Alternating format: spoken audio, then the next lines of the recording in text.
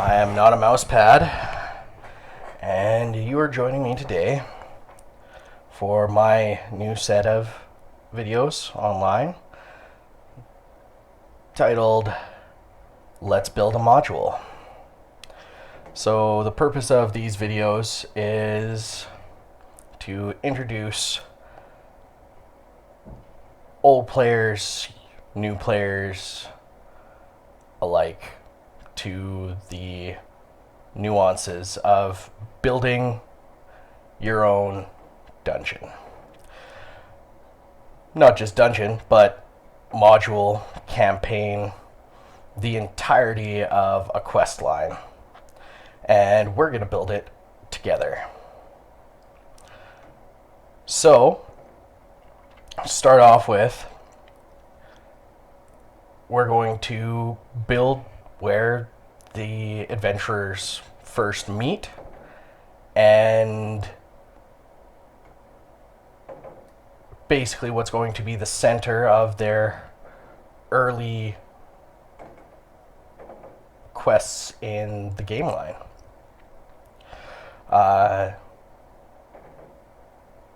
Now, I'm going to fall back on that horrible trope, but the much-loved one of the village tavern.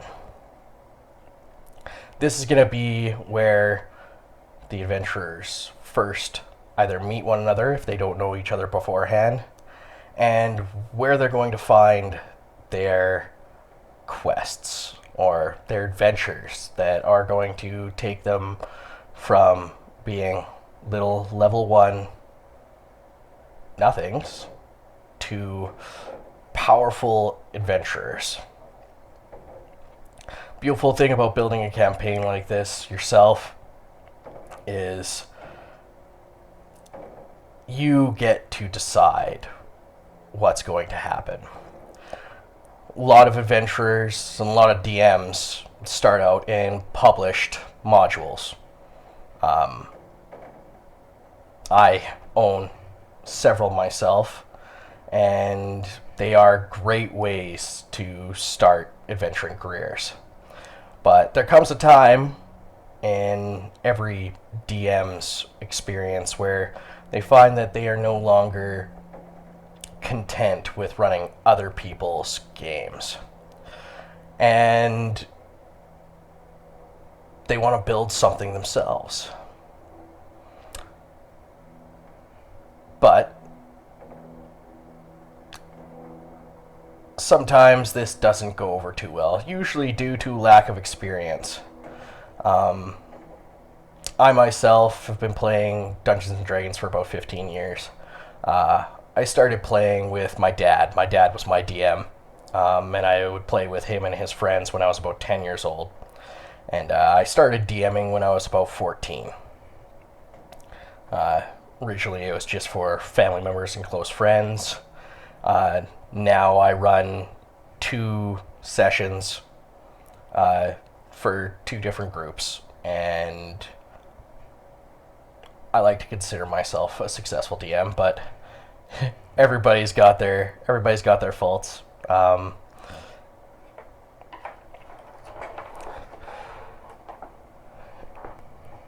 So the items that you're going to need to start building your session is you're going to need pencils, eraser, a ruler, and I like my graph paper. Now, the pencils, eraser, and ruler are kind of essential. Ruler, most people can get away without, but the graph paper just makes for a much better, a much more organized areas of play.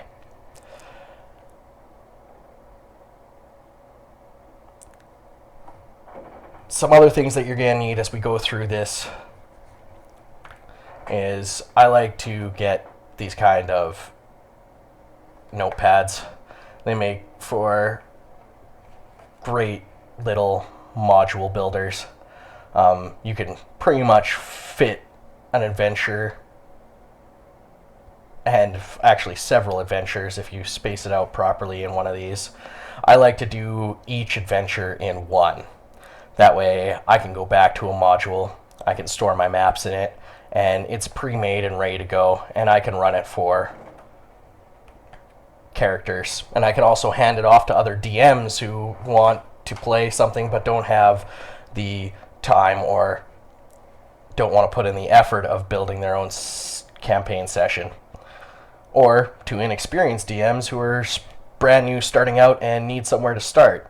And they don't want to go to a published module because some modules get very, very well played in the course of their histories. And I'm sure we're all familiar with some of those famous modules, but if not, things like the Tomb of Horrors and Undermountain and A Keep on the Borderlands is actually probably the first module that I ever played through as a character, and I've actually sent more than a few adventurers through that one. And it doesn't really matter what kind of DM you are, whether you're a killer DM or a Monty Hall DM.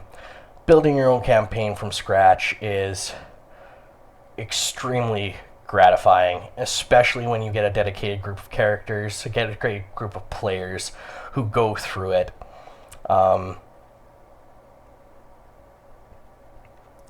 So what I'd like to do with this is I'd like to help you guys build a session that we can build together, and not only the session but an entire campaign. When I'm finished building the modules, I will be posting copies of them online. Some people like to build the dungeons in generators, computer generated, or using programs, software to do so. But I've always been a hard copy person. I like the feel of drawing it out. It makes it. It's my preference. It's the same thing with writing my stuff out inside of a notepad like this. But I will be putting everything into a PDF form, and hopefully you guys will be able to upload that and use it in your own sessions. And that's kind of what this is getting to, is I want you guys to play an awesome game, something that you have been a part of building from scratch. Other things that we're going to need later on is whether your preferred version is AD&D or 2nd edition AD&D or 3.5, 4th, Pathfinder, or 5th edition. You're going to need your books. Your dungeon master, you're going to be using those resources throughout your campaign development. So you're going to need your DM's guide, your player's handbook, and your monster manual. Those are the 3 basic books. These are the 3 books that I'll be using. I'll be developing everything in 2nd edition. I may do some conversions for 3.5 players. However, I personally do not play 4th or 5th edition, but that's personal preference, and anything that we build here can be used in those editions. All it'll take is a little bit of stat manipulation and things on your guys' part. So first things first, we're going to start with a tavern. Tavern is, like I said, it's kind of that overused trope that lots of adventures start in the tavern, but there's a reason for that. The tavern, especially in a small town, right, or even in a larger city, is a place where people come not only to relax and socialize, but to basically complain about their problems. And that's what makes it such a good place to start your adventures at, is there is always someone with a problem, and your adventurers are problem solvers. That's what they do. They solve problems for a living.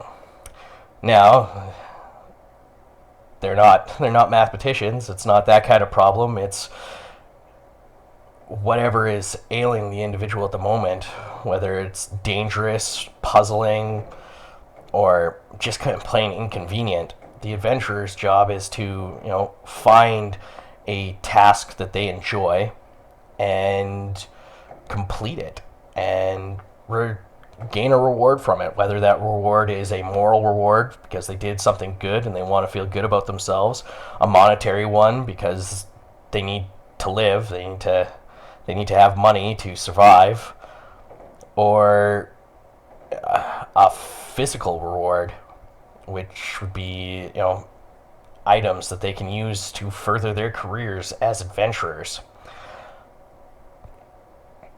And the beautiful thing about a tavern is that it brings all sorts together.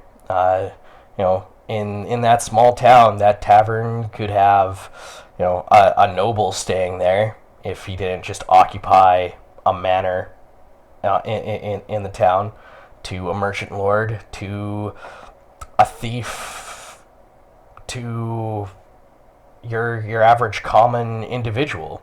Everybody goes there, and it's one of those places that everyone belongs. Everybody belongs at the tavern, whether you're playing cards, participating in other events, or drinking, just getting yourself smashed because you worked hard and you deserve that. And so that's what we're gonna build here to start off with. Is we're gonna build this tavern.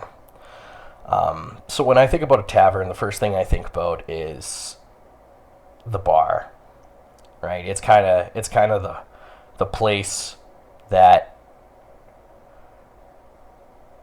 is the central aspect of any tavern, is where you get your drinks, right? That barkeep, that tavern keeper, he's the guy who runs the show. I mean, whether he does it by himself or whether he has people at hand who work for him, depending on the size of the tavern, he's the guy. And he's also the guy that hears everything. Some people say go to the barber to get gossip. I say your tavern keeps the best pet. Go to your barkeeper. That guy knows everything. He knows what's going on. He has to listen to everybody's problems. He has to listen to everybody bitch about everybody else's problems. Which is another reason why it makes it such a good place to launch an adventure from. So that's what we're going to do, is we're going to launch our adventure from a tavern. So get yourself in a mind state where you're relaxed. Building these kind of areas, right? There's structure to them, but at the same time, it's your creation. So just build it. Let yourself think about the person who occupies the place. Start coming up with a backstory for them. I mean, we haven't even started going into the NPC creation yet, but this is how it starts, right? They start from ideas, and usually the ideas start from the buildings where these people occupy. So, who is this guy? And I'm thinking, he's a really good way to give your adventurers someone that they know, someone who has some influence, is to make them an ex-adventurer. And I mean, ex-adventurers, lots of them go and lots of the fighter and thief types who have retired, right, without in second edition, building their lordly manors or starting their thieves guilds or anything like that. They kind of just retire, and you can also do that. Like if you have a thief character, right? He can always be the estranged uncle at the tavern, and he's actually a guild master for the thieves. The thieves drop off information for him, and he runs everything from this tavern that he runs. That's always an idea, right? And you'll come up with these kind of ideas as you go about building these dungeons or these areas that your players will occupy for an extended period of time. So the bar. The bar is our starting point. It's going to be that centerpiece, right? And it doesn't have to be too large. Step one is we're gonna mark our map, right? Just in case we end up going and using a second piece of grid paper or something along those lines. We've got to give we got to make sure that our grid paper is going to end up in the right place. And this is a good habit to get into. I mean, a tavern's a relatively small building. By itself, it shouldn't be too... if you have a 4-sheet tavern, man, that thing is massive. But good habit to get into. So we're going to mark this one. It's going to be a 1 by 1. Right? So this is the center. It's the 1-1. If you build a sheet above it, right, it'll make it 1-2. It's horizontal axis, vertical axis, right? If you go a sheet down, that one will be 1, -1. And actually, the better way to do it is to do a 1/1, right? Just so we know where we are on our sheet at any given time. It's 1/1.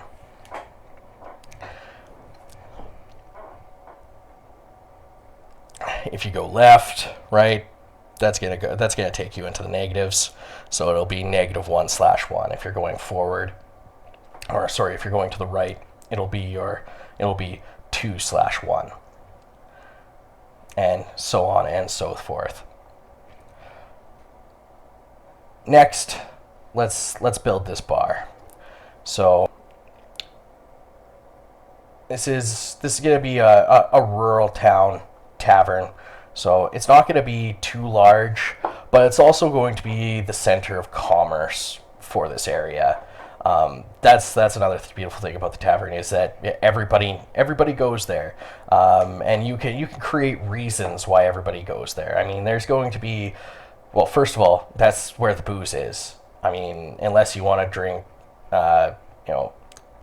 Farmer Chud's moonshine, you're going to be going to the tavern so that you can get some decent ale that he's had shipped in. And I mean, you're a hard-working farmer. You get those extra coppers, right, saved up. It's the break. It's the break you need. That's where you're gonna go.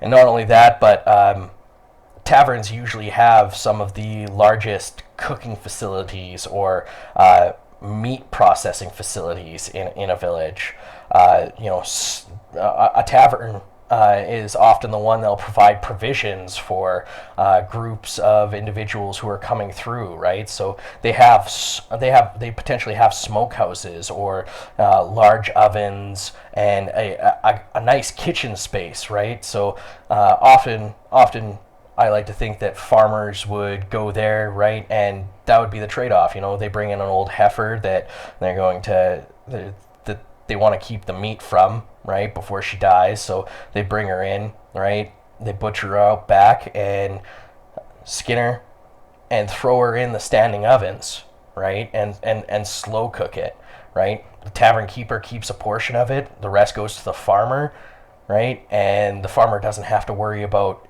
providing those facilities for himself or maintaining them, right? So and that keeps the tavern keeper, even in times of bad economic strain, the tavern keeper is still going to have things that he can offer to these people. And that's what's going to keep him fed, right? Especially, during winter months and things like that. So let's build the bar. Each square will be a 5 foot by 5 foot area, which is standard when you're building a sheet like this. You can make different dimensions if you want. I've seen people do anything from like each square is a 20 by 20 area. Each square is a 1 mile area. When you're doing larger maps. But in a map like this, where we're dealing with a small building or medium-sized building, a 5 by 5 area is relatively a 5 by 5 square is a relatively good measurement. So I'm going to say this bar is going to be about 15 feet long. Enough space. It's a farming village, but it's relatively. It's probably what you'd say would be a medium-sized agricultural, is what I'm going to go with right now. But we might change our minds in the future, and he just might have a big tavern for the people that are living here.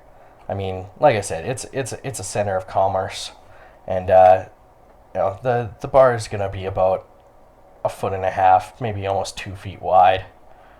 So we're going to put that in there, and this is going to be our bar.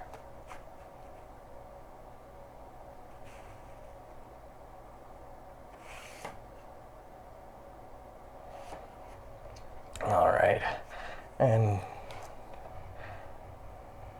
we're gonna have some space behind the bar, so we're gonna bring it back like that, and like that, and that gives him a nice space to work with. And he's gonna have an opening straight into the hallway kitchen area, and that'll give him enough space to work with. And then we're also going to make this a door right here. This is going to be where he exits the bar. So that's where he comes out, and it opens inwards. Actually, do you know what? We're going to make it open outwards. That way he can push his way out with food, or the servers can, depending on whether or not he has employees. So we're going to do that. And we'll bring this wall along here. There we go, just like that. That way we can see that there is a door here. And just to make it clear that the door's right there, let's put a line there.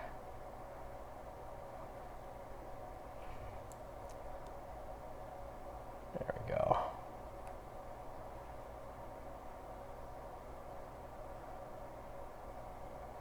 We're just going to box that in. That way we can see that this is the door right here. So it opens up and goes out into the what will end up being our common area.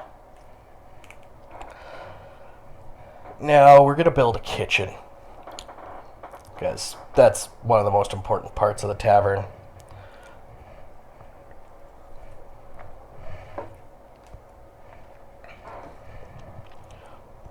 So I think this kitchen area should be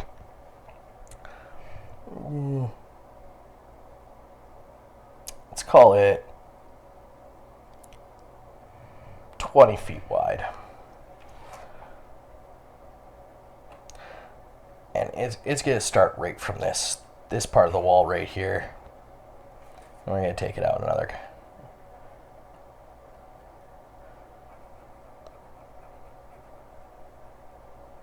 There we go.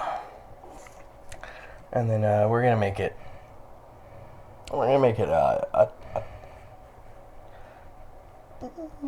let's see. Let's feel it out here. I like that. That looks about right. Make it a 25-foot area. All right. And we're going to bring that back along the back wall there. So that's going to be our kitchen. And I think what we're going to do is we're going to actually put another wall right here, just down that 15 feet. And that's gonna hold our space right there. So now we need to decide what's gonna go into our kitchen. I think we're gonna end up with a door here, probably going back out to a well area, and maybe an outhouse out back.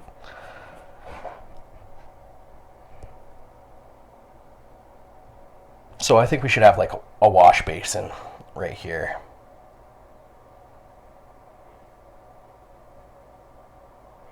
And we're just going to give that a couple little waves on the inside there.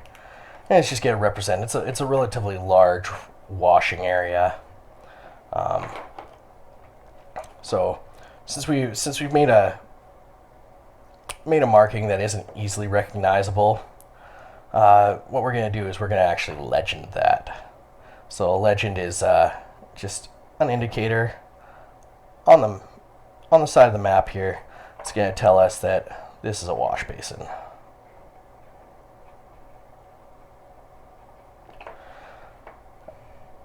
Now we're going to take and we're also going to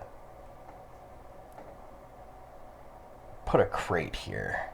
Or what this is going to be is it's not going to represent a crate, so to speak, but more of a container, right? So it's going to be an angled square. And this is a container, and that container is probably going to contain whatever they use to, sterilize their dishes if they do sterilize them. It could be lye or some combination, maybe some sort of soap. Now coming out from this wall here, we're going to create the large stove.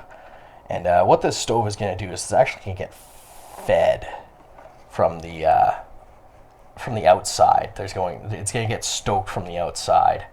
So they feed what basically wood into what is a brick oven underneath the building, and that's going to be inconvenient but convenient at the same time. But by doing that, we're basically saying that this is probably going to be a brick. At least this part of the building is probably built in brick, as to make the heat disperse faster through it, and also protect from causing flammable objects to burn. Right? You try and put wood on top of an oven and see how far you get. So we're actually going to mark this with a 1. This is going to be our number 1 here. So we're going to go up here, back onto our legend, right? And we're going to call this the stove. And you'll see me do this a lot, especially inside of small buildings. Later on, I'll probably use an alphabetical system when I'm dealing with items inside of a room. But this is a tavern, so using the numeric system for the items inside of it is easier. And by looking at the items on the legend, you'll be able to tell what room you're kind of looking at. Now, since we got the stove on this wall, we're also going to do a walk-in oven. And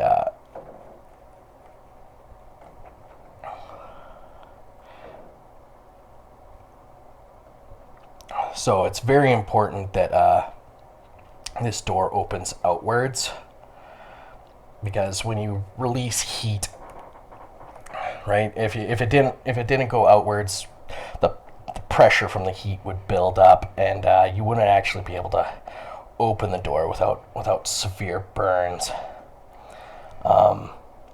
So we're going to mark that as a 2, and we're gonna box this in so people know that this is a door. right? And actually, we can even put that on our legend. Just do the circle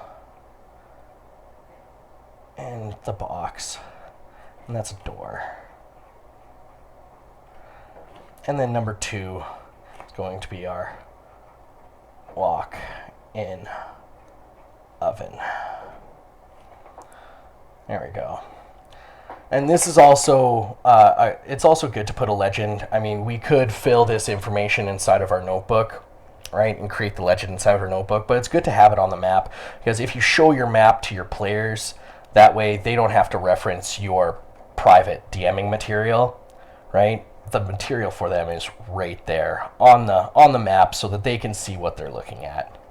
So we got a nice walk-in stove there, and we're gonna put a bunch of crates over here, a bunch of containers that are just going to contain foodstuffs, etc. that is used by the kitchen.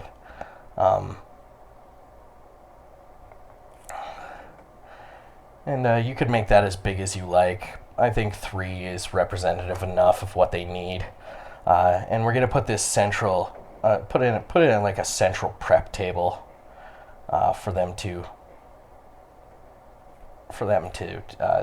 do their cooking on, right? Do their preparations and stuff. And we'll also do one on this wall here.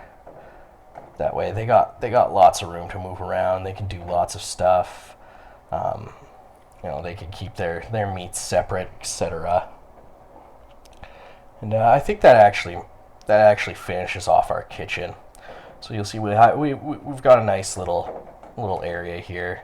Now we were saying that we want that wash basin to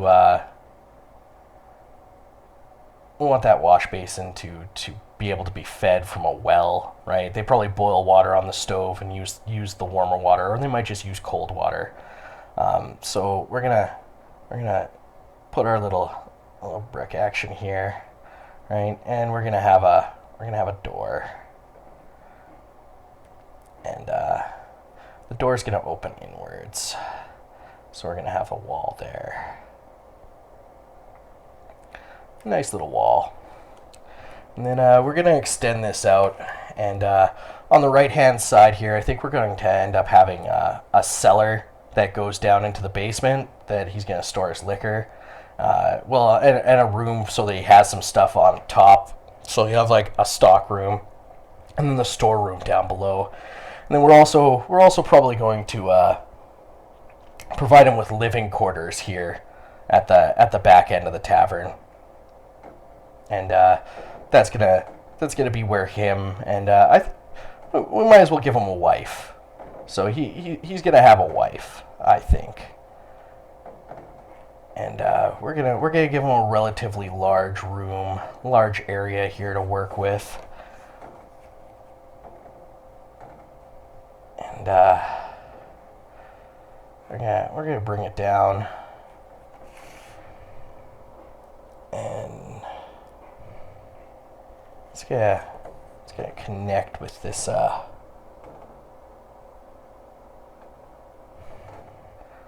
1, 2, 3, 4, 5, 6, 7, 8. 8 is too much. Let's go with 7. That's 35 feet long.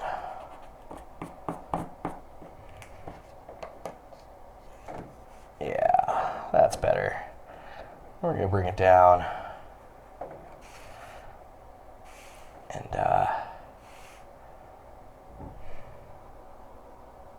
we'll have it connect with the back end of the bar here. Actually, do you know what? We're gonna have it come all the way down and connect with the bar. Here we go.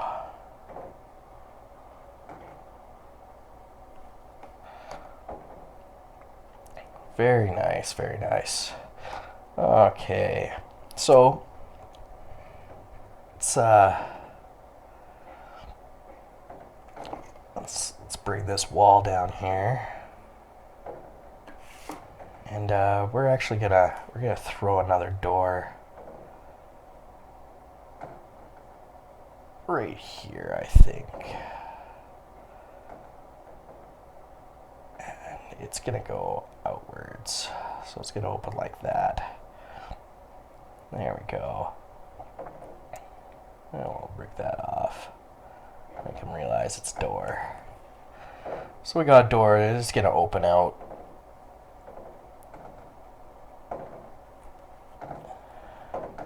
Yeah, just like that. And it's going to go open outwards there. So this door will open inwards, this door will open outwards. They won't end up clashing into each other or anything like that. And we're also going to throw one in right here, I think. Yeah, it's going to go right into the... right in there. And so we'll break that out so they know it's a door. So we got a door that opens here, we got a door that opens here, we got a door that opens here. And I think this room, yeah, we'll give it 2 spaces up here. This is gonna be the entrance into the storerooms. And I think we're gonna go 4 deep.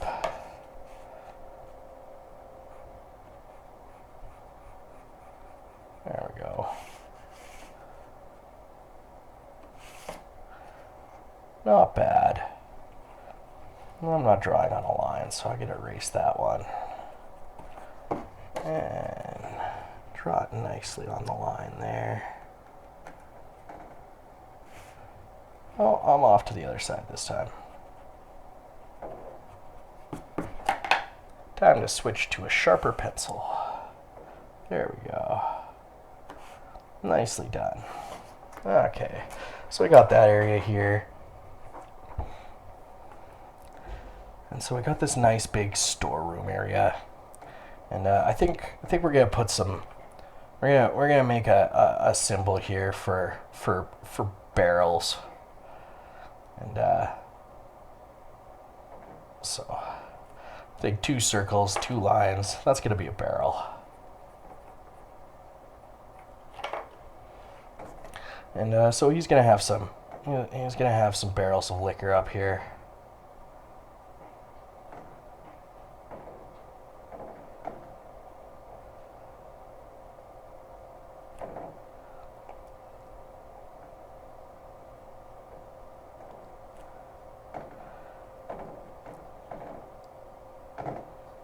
And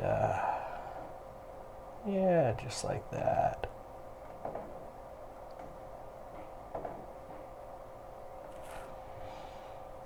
And we'll do some more.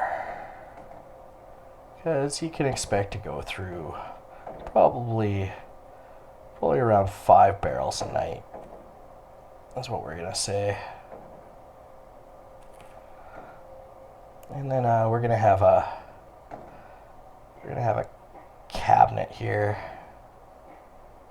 right? And we're gonna mark that as our number 3. This is gonna be the wine cabinet. So number 3 is our wine cabinet.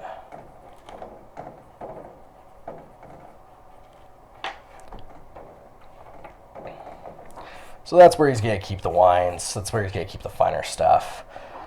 Later on, when we do the actual notes in our book, we might even lock that because, you know, that's it for the finer stuff, right?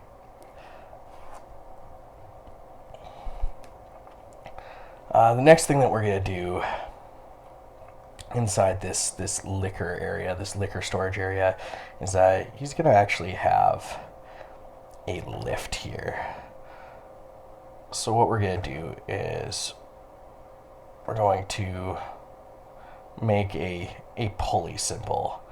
So that's going to be a loop, right, with a dot in it. We're going to have 2 things hanging down here. And we'll do that here too. So it's a nice big lift so that he can lift stuff up from the cellar without bringing it upstairs.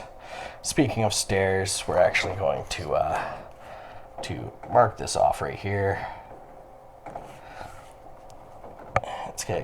it's gonna look kind of like a wall when we put it on here, but we're gonna make it stairs. Right. So since the stairs going down, what we're gonna do is we're gonna have long ones up top, and they're gonna get smaller and smaller to represent that that is going downstairs. So that goes downstairs to the cellar.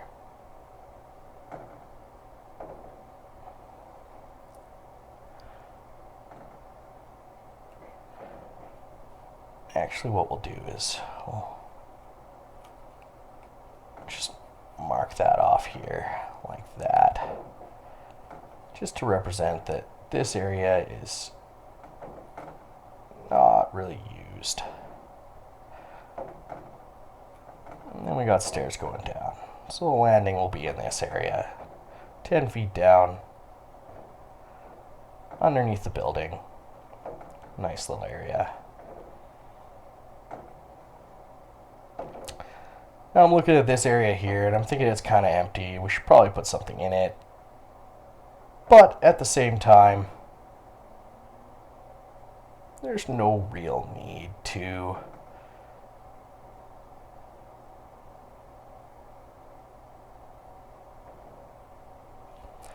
So let's work on his room with his wife here. So he's gonna have they're gonna have a bed. And their bed is not going to be 8 feet long. It'll be about 6. There we go. So we got a bed here. It's nice. It's their marital bed. And they got little side tables. And there's a wardrobe here. And we'll make it so they have a fireplace. A relatively large fireplace.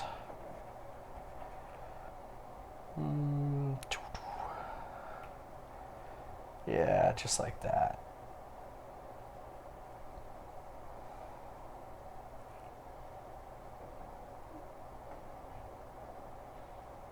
Oh, that's a little bit big.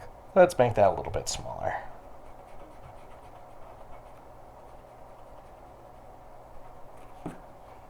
There we go. Let's make that about half that size. There we go. So we're going to mark this as a 4. And number 4 is going to be our fireplaces.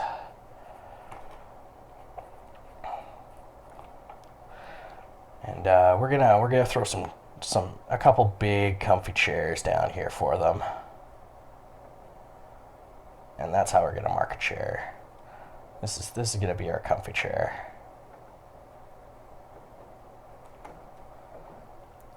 Mark it as a comfy chair, because we might want some other kind of chairs later.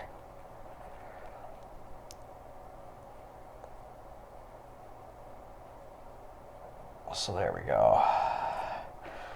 And then I'm thinking back up over here, we're gonna have his personal workbench, because he is an adventurer. And so we'll put that in as number 5. Number 5 is going to be workbench. There we go. And he is an ex-adventurer. So let's have a chest here.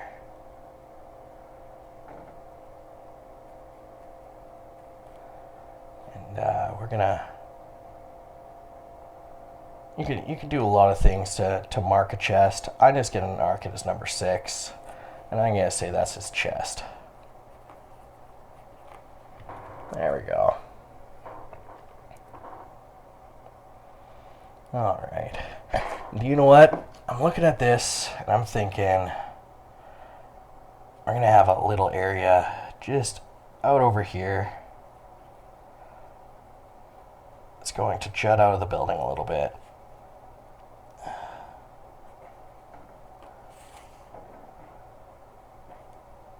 And actually, it only needs to be 5 feet wide.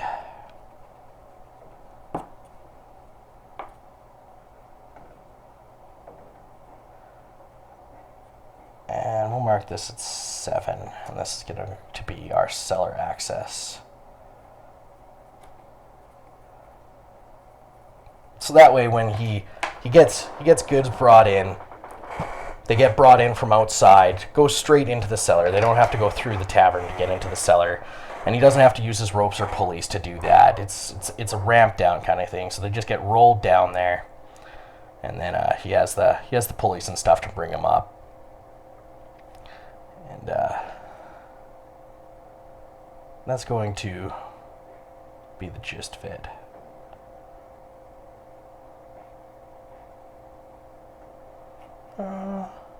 Actually, do you know what? We might end up using this space for something else. So let's leave the number 7 as our cellar access, but we're going to put it in later. That makes more sense.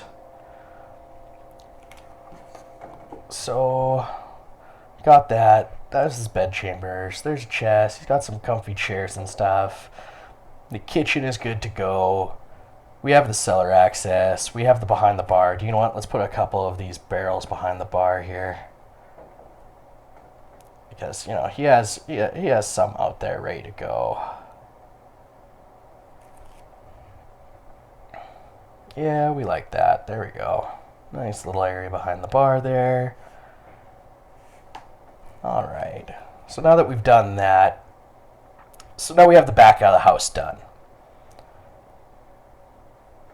This is the working part of it. This is where the magic happens, so to speak. Now it's time to make a common area. So how big do we want the common area to be? Oh, that's really something that we kind of have to decide as we go along here. So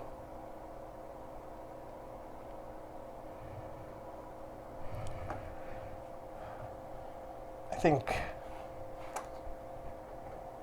we're going to include this, obviously. It's going to be a square building. And then I think we should move this down maybe another 30 feet. We're going to have this big area for people to relax in. Yeah. And actually, do you know what? Like I said, we removed that cellar, and I just got this idea of what what one of the common pastimes is going to be in this bar. So we're going to add this in right here, and that's going to be part of the bar too. And so this is going to extend down to the same space that the other one occupies, and then we're gonna lock this in. This is going to be our common area right here. So it's relatively big. I mean, with this kind of space, you could comfortably seat probably 30 people or more. And then the reason why I wanted to do this, and that just means that his cellar is going to be a little bit bigger probably, or he might actually have to wheel it in from outside. We'll see. We'll decide that sooner rather than later. Or later rather than sooner. It's kind of just how we feel about it. But I like this idea of having like somewhere where people can throw knives. So that's what this area is going to be. And we're going to say that they play like a 20-foot game. So we're going to mark this because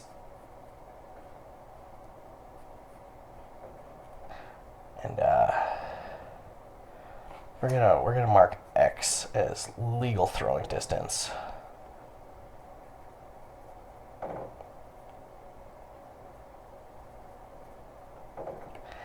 And we're gonna make some archery targets up here. They're gonna look like just like that, little bullseyes on legs. And that's going to represent our targets up down at the end of the hall there. So this is going to be the common pastime in this tavern. This is going to be a common pastime in the village. You know, everybody likes to throw knives. And so they take bets, you know, jives happen. you know, and bets are taken, and they have a good time of it, and it's kind of like best man goes home. He's got bragging rights. He's the best knife thrower we got right now, and it's a good time had by all. There we go. So this is a target. Very nice. So we got that.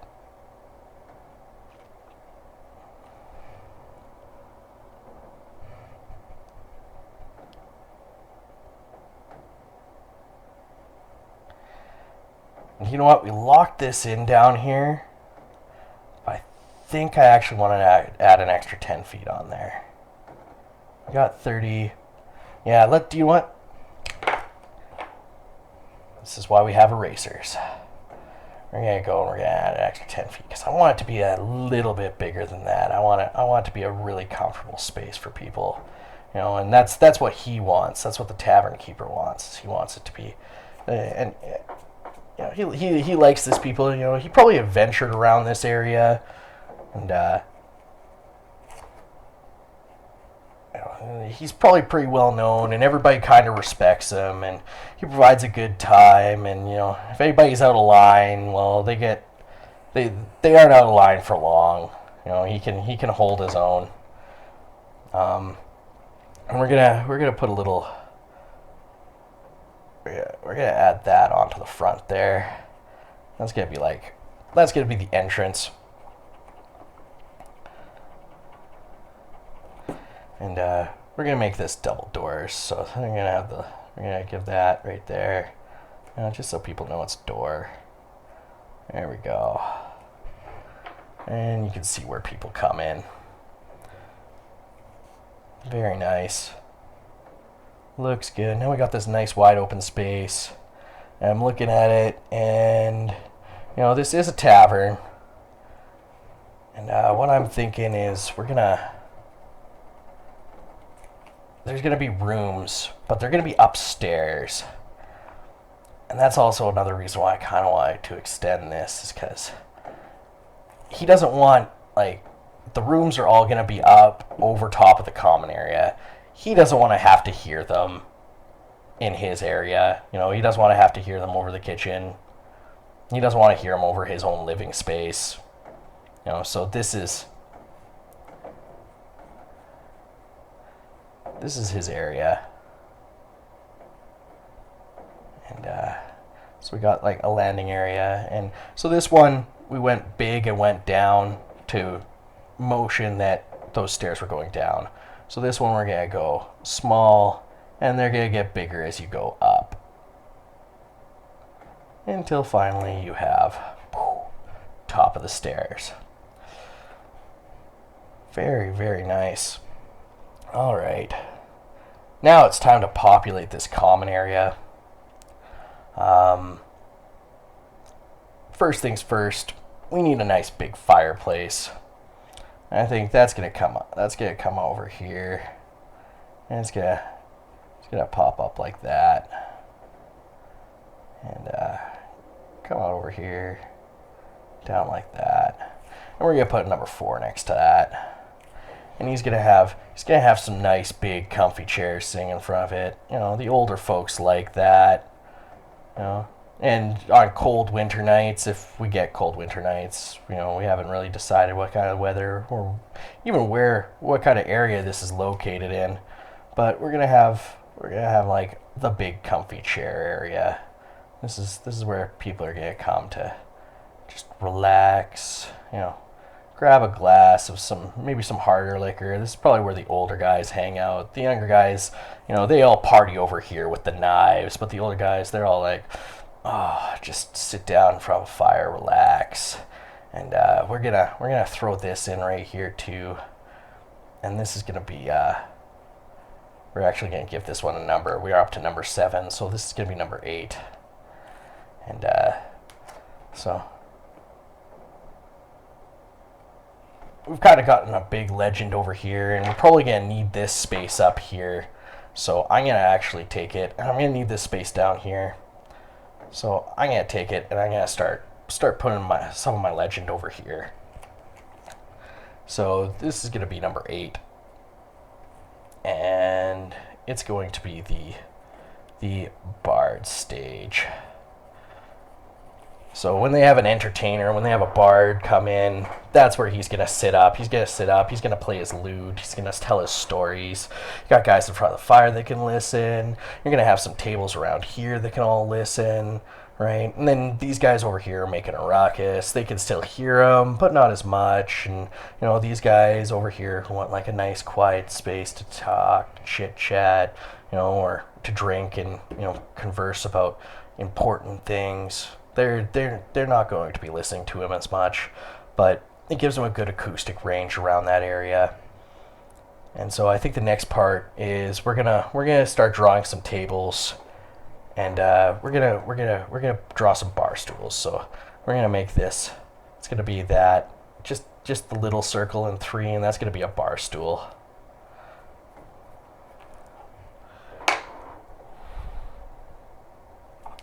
And then we're gonna put in some tables. We'll make them decently long, and then put enough places to have enough people to sit around and relax. And then we'll have a circular table right next here with 4 or 5 more bar stools around it.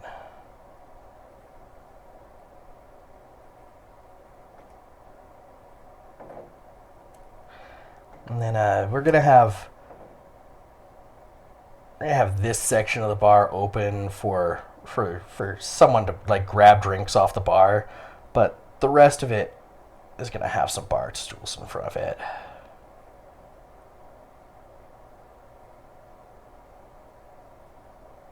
There we go. And I kind of like this as like a little corner table that's not too big, right? And it's gonna have like enough for 3 people to sit around it kind of idea, but it's kind of like the quiet table, like if people are sitting over there, they don't really want to talk to anybody else. Yeah, we're gonna have another longer table here. Put some stools around it so people know.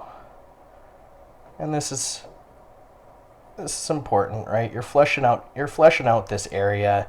You're making it look populated. It gives if you present a map like this to your players when they enter a tavern, and you're like, "Okay, look, this is how the tavern's laid out." I mean, you can redraw this section of it like without the back end, right? Just have the bar and show a hallway going down. They don't need to see what's all back here, but it gives you this really nice look at things where it looks like everything is populated. You got this one here that's like right near the stairs. And it's kind of inconvenient being there, but at the same time, nobody really cares. I'm going to switch over to a sharper pencil again. I'm going to end up having to sharpen one. And and this area right here, this is going to be a nice long one. And that's going to be... These guys are the guys that are really paying attention to any entertainment that's up there. That's kind of what they came for. Listen to the bard stories. Probably where the kids like to sit.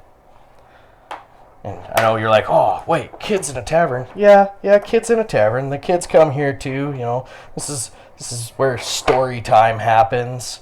It's the village thing. It's medieval, right? They don't have the same kind of drinking laws that we have. It ain't Canada. You're allowed to take your kid to the bar. If it gets too late, right, or if something gets rowdy, you'll probably get told to pack it in if you got a kid with you. But that lets Farmer Joe and his wife bring their 6-year-old kid, and they don't have to leave him on the farm all by himself, kind of idea. And I'm gonna bring this table up here.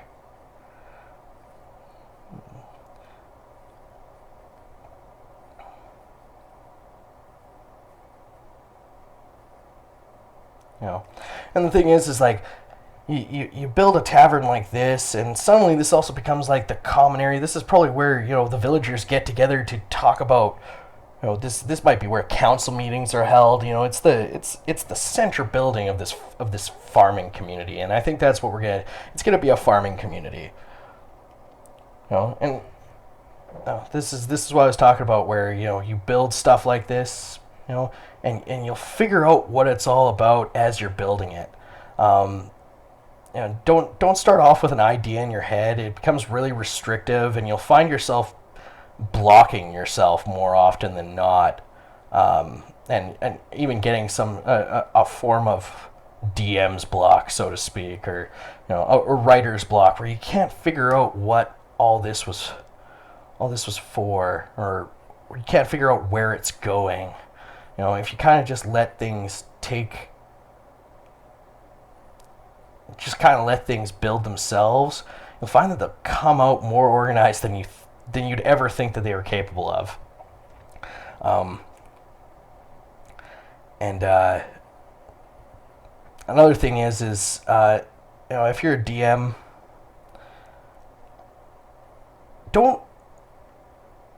I'm not gonna make this an absolute, but you build the campaign about what you kind of want to happen, but at the same time, your adventurers, your players, right? They're the ones who dictate the game. If you're dictating the game to them, you're railroading them, and I mean some groups definitely need that. I've DM'd more than one group where I've had to basically tell them where they're going, and I mean it's not really fun for you as a DM unless that's your thing. And if that's your thing, then grab that group and run with them. But most times,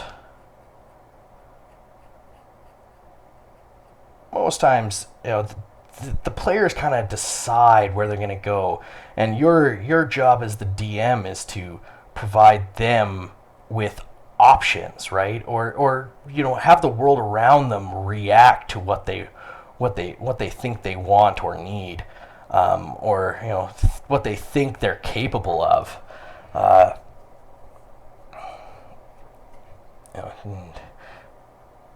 Make sure that it provides them with a challenge of some sort. Some characters, like I said, some characters will have a moral reason to do something. Some people will have a monetary reason to do something, and some people just, they have a narcissistic reason to do things. They want to do it because they are them and they are awesome. I mean, that's a great character. I mean, some characters are like that. I played a character named Johann the Paladin, and he was a paladin, and he was racist. And basically, he thought the human race, the best chance that the world had was that the human race had to be the dominant race and in power, and all other races should be subservient to human goals. And the reason he believed this is because he thought it would be best for everyone. And so he was a paladin. He was lawful good. And it wasn't, he wouldn't not save an elf, but if he had to choose between an elf and a human, he'd choose the human every time. He was very adamant about his beliefs, and very vocal about them as well. But it was his idea of himself. He was the catalyst. He was the one that was going to change the world, and that was his goal. He'd walk into a tavern like this one, and he would sit down, wait till he heard someone complaining, and then he'd get up and he'd go and talk to him, and he would go deal with their problem, because he was going to change the world by himself, one step at a time. And he was a great character to play, and I had a lot of fun with him. Alright, so we've populated this central area. Looks like, if we count it, we've got 8, 13, 19, 25, 36, 43, 50, 57,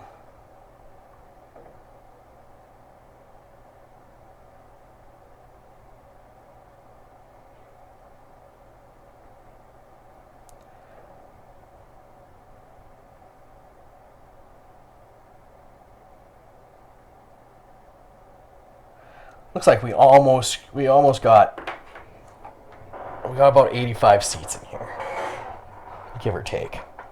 So, like I said, this is a large tavern. This is where everybody goes. You're done working in the fields. You want a drink? You go to this tavern. And this village is probably a main thoroughfare. It's not big in and of itself, but it has a lot of people come through it. And I think upstairs, he's gonna have probably 10 rooms, and then 1 or 2 like really, really nice rooms that are well furnished. That he basically scalps any merchant or royalty that comes through and has to spend the night at the tavern. He just way overcharges them for what they're getting, but at the same time, it's the best they're gonna get here kind of idea. And you're dealing with those kind of people, and most of them are okay with it. So yeah, we got this nice looking building here, and we got the stairs going up. We got this doorway going through here. This is our ground level, and I think we're gonna stop here for now for this video, and then coming back in part 2, we're gonna do the peripherals around the building. So we're gonna do the stable house, we're gonna do the stable boys quarters, maybe a little servant quarters, not a servant's quarters, but like a staff quarters over here, where he houses people who are working for him. Because when you're running a tavern, it's a 24-hour job. So he's gonna have a couple little places for the people who run his kitchen, etc., to stay. But and then he's gonna have to have a piss trench out back, and there's probably gonna be a door out back here to go to the piss trench, and maybe an outhouse or 2 out back over here too, and stable house maybe. We might even give him so much as having like somewhere where someone could park a merchant's wagon over here. But that's going to be in part 2, guys. Thank you very much for joining me today, and we'll see you next time. This is not a mouse pad. Have yourselves a great night.